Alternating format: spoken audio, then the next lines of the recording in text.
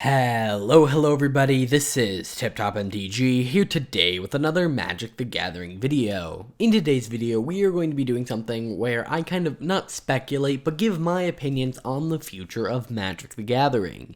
Before we get into this is not some sort of announcement that Wizards of the Coast did that, hey, Jumpstart 2 is coming out. This is just my thoughts on the future of the game, and recently I've been doing a lot more of these as they're a lot of fun to make. It's fun to look at double masters and see kind of what that means for the future of reprints and masters as a whole. And this video is going to look at Jumpstart and see what it means for the future of Magic and where it could go from here. So for those of you who don't know, really quickly, Jumpstart is an awesome product that was released kind of alongside Core Set 2021 this year, that has you open 2 packs, mix the cards together, and boom, you have a fully functioning 40 card deck. And what's great about it is it has the lands in it, it has awesome new cards, and it has a bunch of fun themes. And it's kind of just like, it's like limited Magic where it's very fair and balanced most of the time, but without the extra time needed of, opening 6 packs, making a deck, getting matched up. It's just buy 2 packs, mix them together, and that's awesome. It was also released on MTG Arena as a historic only set, and also as a format where you got to pick one of 3 packs. So you got to know the theme, because each pack had a theme, so you might get a goblin theme, and then you got to pick another one of 3 themes and then combine them together. And it was really, really awesome. And like I said, each pack had themes, and they were like predefined little deck lists instead of random cards. So it's very different than a normal Magic set. Now, we were told that Jumpstart did pretty well. And I think that's a really good thing. Even with the supply shortages, they sold out of everything they have, and they're still trying to get it out across the world. So what does this mean for the future? Well, Jumpstart was only released on MTG Arena for about a month, which is kind of interesting. After that month, there is no way to buy any packs for it, because actually there's never been a way to open packs. And for those of you who know or may not know, my channel focuses mostly around the formats that, are on MTG Arena. I'm kind of an MTG Arena channel, not a Magic the Gathering channel. Yes, I cover Magic news, but my primary focus is standard and historic. And so, the fact that they said, hey, it's coming around to MTG Arena for a month, and then after that you can only spend wildcards on it, kind of made people upset. And so they said, hey, we're going to come back to this in the future. And of course, it's only been a couple months and they haven't brought it back, which is kind of not concerning, but confusing to me. For instance, this month, that of October, has been a very disappointing month in terms of the update. The update was cosmetics and events, and that's it. There was no new features, no new nothing, just the announcement that Kaladesh Remastered was coming out the following month.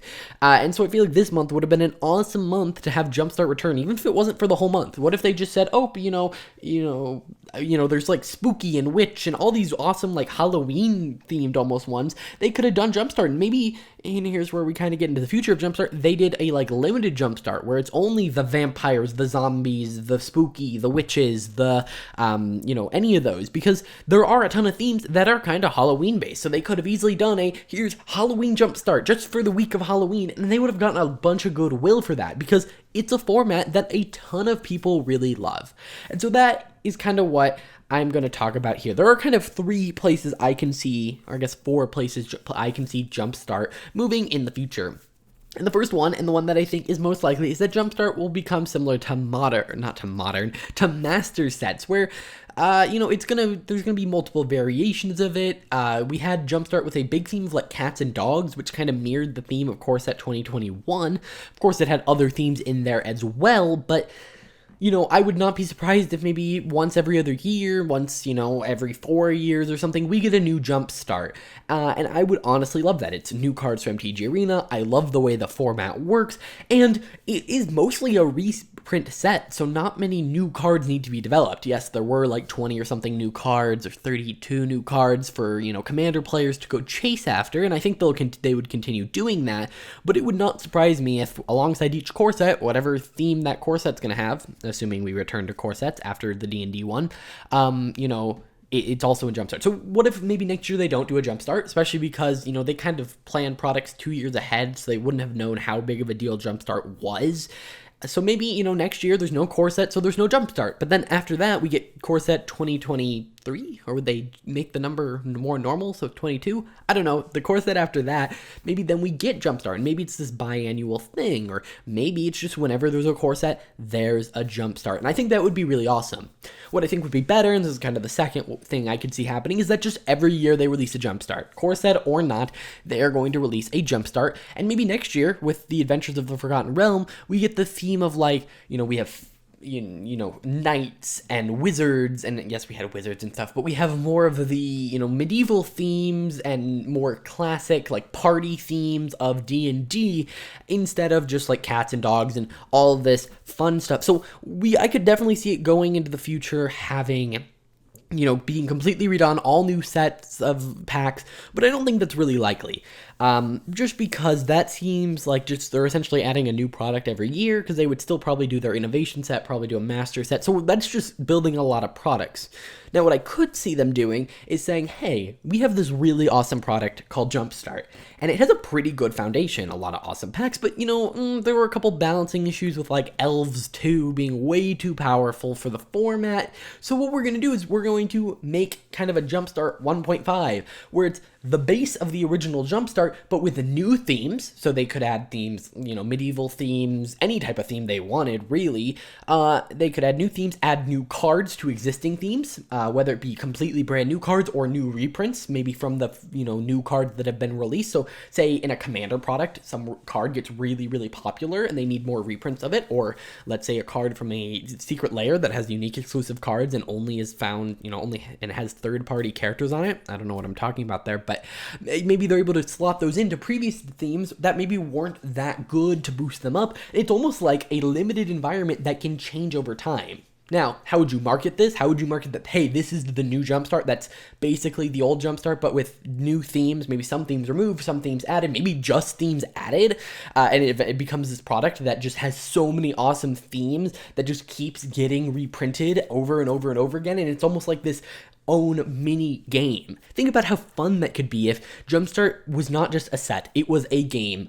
And essentially, they kept adding to it. Instead of, similar to how Magic gets expansions every year, what if Jumpstart got expansions every year? Now, of course, this idea is very, like, fantasy land, and, at that point, if they added new cards, I think it'd be a bad thing, because players would have to go buy packs for things they already have a ton of, but it honestly wouldn't surprise me if we see, that happen. Now, but how do you communicate that to your audience? And I think that's where the real problem lies. So what's, like, the third way they could do this? Well, they could kind of take the idea of adding in themes, maybe swapping out some other ones, but keeping the core the same, maybe swap out something no one cared about. Spooky. Swap out some of the spooky packs, depower elves a little bit, add some more power to dinosaurs, and then add in some new themes. But that's kind of hard to communicate. The better way to do it, in my opinion, would to be make this an MTG Arena thing. Yes, you can do your Jumpstart maybe 1, and then, the next year there's no new Jumpstart. But on Arena, there's a Jumpstart kind of 1.5 that has that, but with some new cards that are specifically meant for Arena to maybe push it closer to Pioneer, kind of like they've been doing.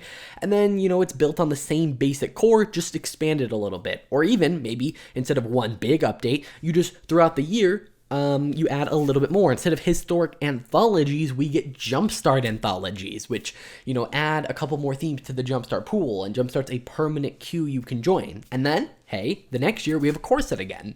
And what do? They release Jumpstart 2 in paper and MTG Arena, which is going to be a completely new product, new themes, new everything. And then the year after that, they do a Jumpstart 2.5 on Arena only. So it's kind of this alternating year thing, where in paper you're getting one every other year, on MTG Arena you're kind of getting updates to it along the way. So it becomes, Jumpstart 1, and then maybe every 3-4 months they add in more cards, more themes, and it allows them to do historic anthologies, in my opinion, in a better way. It means Jumpstart will be a more permanent queue, or even if it's not a permanent queue, it's going to be there 4 months out of the year whenever new cards are added. And so I think that could be really awesome and a really interesting way to do it. I think these are really awesome ideas. Now, do I think Wizards of the Coast is really going to do this?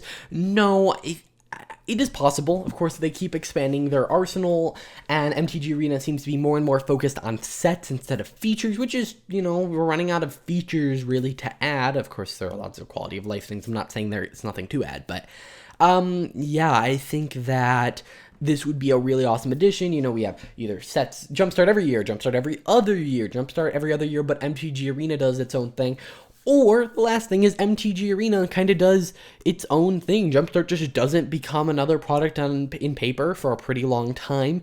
And Arena is able to either like cut themes and make it so there are less themes. So we just have like Halloween themed, like I said. Maybe they do add a couple custom ones, but it could also just be an Arena only product going forward, which I don't want that to happen. I would love the paper and product. The product in paper.